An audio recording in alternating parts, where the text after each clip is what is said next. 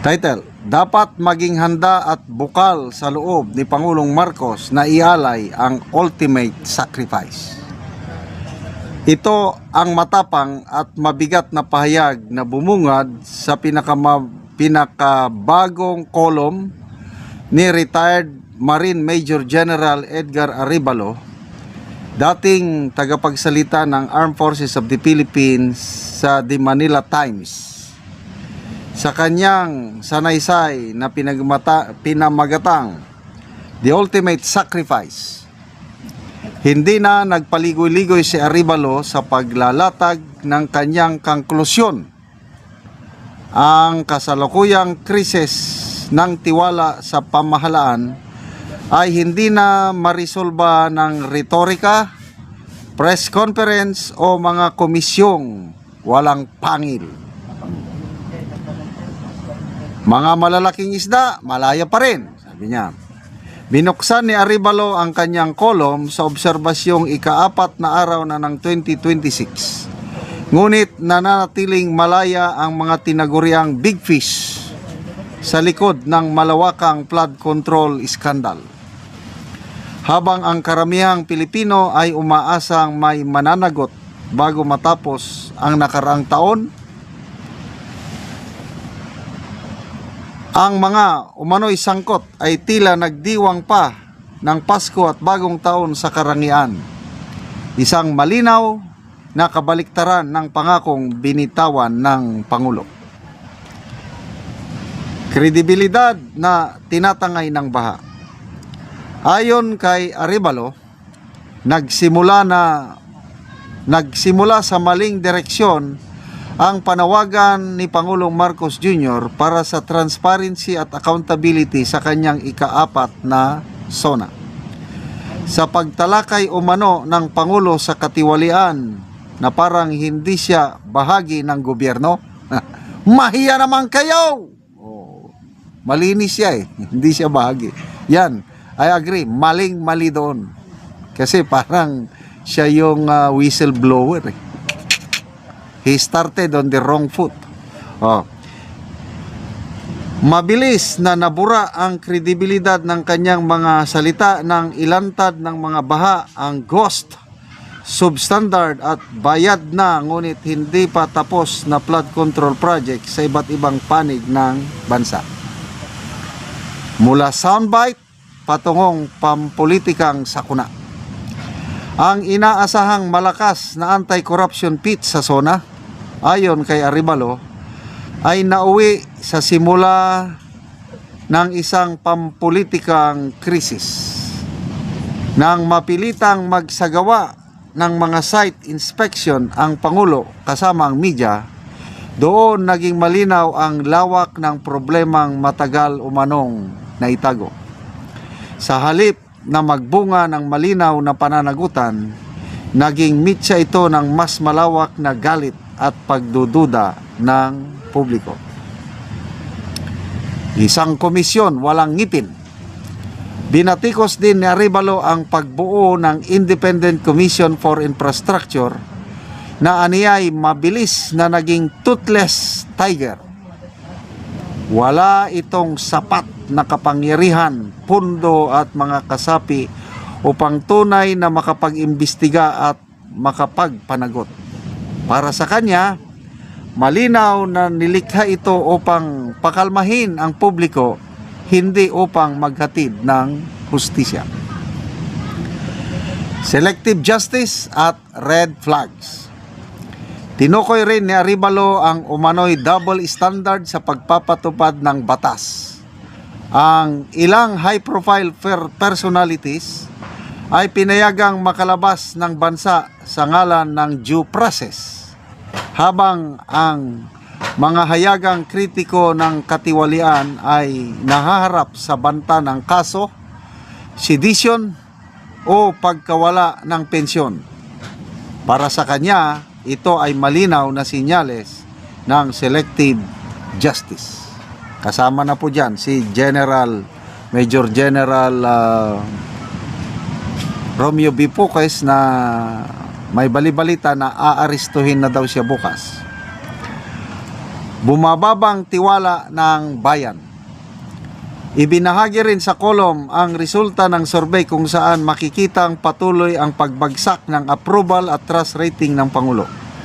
Ayon kay Arevalo, hindi na ito simpleng issue ng imahe kundi ng moral authority at kakayahang mamuno. Hanggat walang tapat, malaya at walang pinipiling investigasyon at pananagutan, lalo lamang umano itong lalala. Ito na ang panawagan ng ultimate sacrifice. Sa huli, iginiit ni Arevalo na ang tanging paraan upang maibalik ang tiwala ng bayan ay ang sukdulang sakripisyo. Isang panawagan na bihirang marinig mula sa isang retiradong general.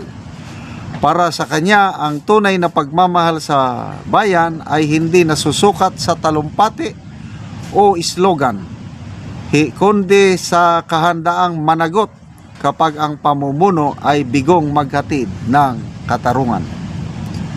Ang iniwang tanong ni Arevalo ay tahimik ngunit mabigat.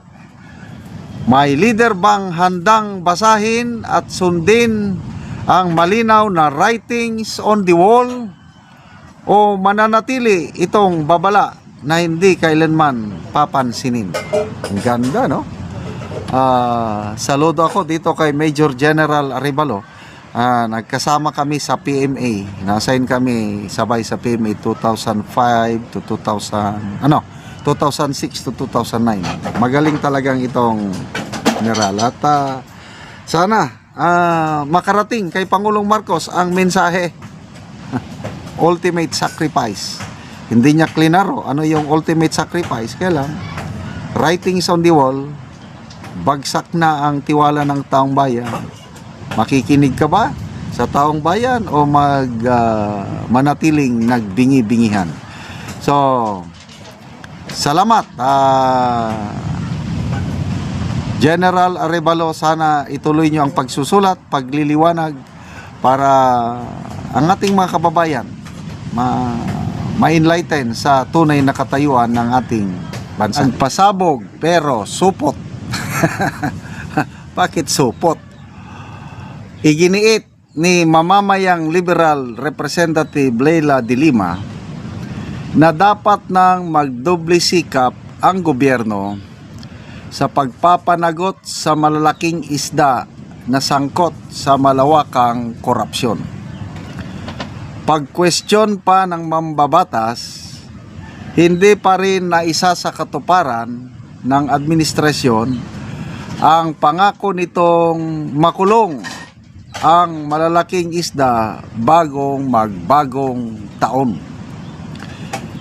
Ipinananawagan din niya kay President Bongbong Marcos na i-certify as urgent ang ilang panukala kontra korupsyon gaya ng Independent Commission Against Infrastructure Corruption at Anti-Political Dynasty Bill. Ito yung exact word ng kongresista. The public demands that the big fish do not go unpunished. A promise of this administration that has yet to be fulfilled.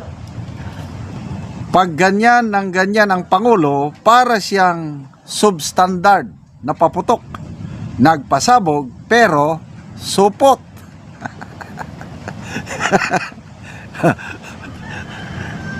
Bakit napunta sa supot? Itong mga comments. Michael Jeffrey Ramos, supot daw si Jonel.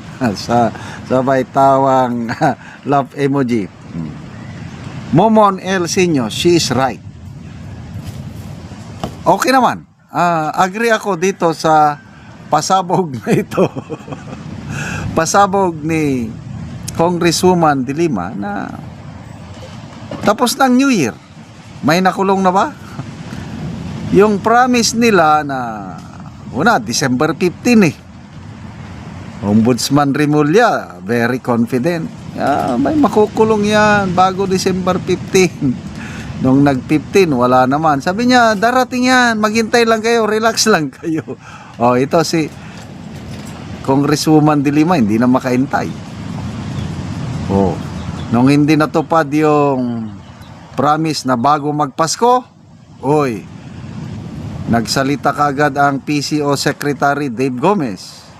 Hindi, before mag-New Year, makukulong na sila. O, January 4 na ngayon, tapos na New Year. Wala pa rin nakakulong. Kaya tama lang na mag-ingay tayo. Pasalamat tayo kay Congresswoman De Lima na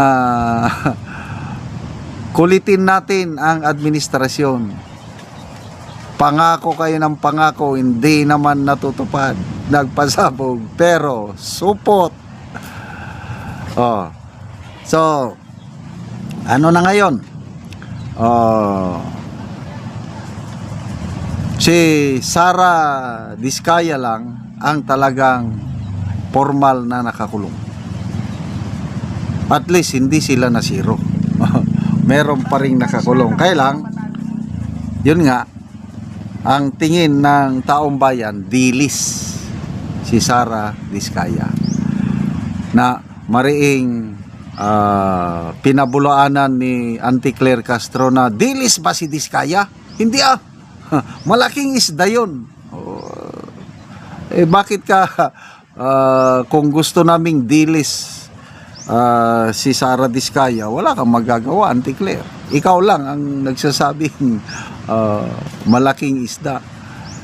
Kasi ang mga contractors, biktima lang din sila sa bulok na sistema sa DPWH. Totoong malaki ang nakulimbat ng mga contractors kagaya ni Diskaya. Kaya lang, mas gugustuhin namin, mas maligaya ang taong bayan kung ang mga big fish o ang mga masterminds, for example, Saldico, okay na yon dahil na-cancel na ang passport, na-isyuhan na ng warrant of arrest. Problema nila, hindi nila kayang aristuhin. Nasaan na si Saldico? Wala, sitting pretty si Saldico. Mayroon na siyang tama ba yun, Portuguese citizenship. Nag-invest ng malaking pera sa Portugal, according to Secretary John Vic Rimulya. O ngayon, wala na silang magawa. Wala na ito, I hope I am wrong. Matatapos na lang ang administrasyon ng Pangulong Marcos Jr.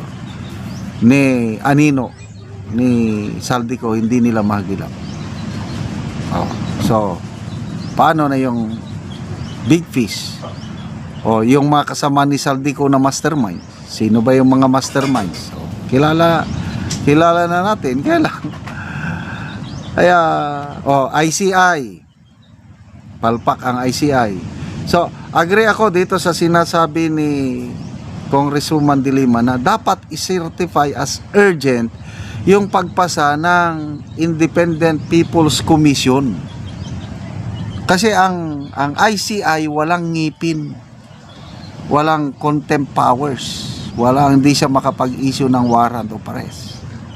Bakit ayaw ng Pangulong Marcos na i-certify as urgent yung Independent People's Commission para tugisin ang mga magnanakaw? Ayaw niya dito mo makita na hindi administrasyon niya hindi talaga seryoso sa pagpanagot sa mga magnanakaw. Ito pa, anti-political dynasty bill, ayaw niyang i-certify as urgent. Bakit? Naapektuhan sila ang kanyang anak, ang kanyang Speaker of the House, Kunuhay, mabilis pa sa alas 4 nag-file ng anti-political dynasty bill. Akala ko totohanan na Only to find out it's a hoax, sabi ni Congressman Erese. Panloloko sa taong bayan yung anti-political dynasty bill na ipinail ni Sandro Marcos at ni Speaker Bucci. Bakit? Kasi ang kanilang bill, baka ito ang papasa, pwede 5 members of a political family can occupy a position in government at any given time. 5. Isang senador, isang congressman, isang governor, isang mayor, isang barangay captain. Yan daw ang kanilang anti-political dynasty bill nila.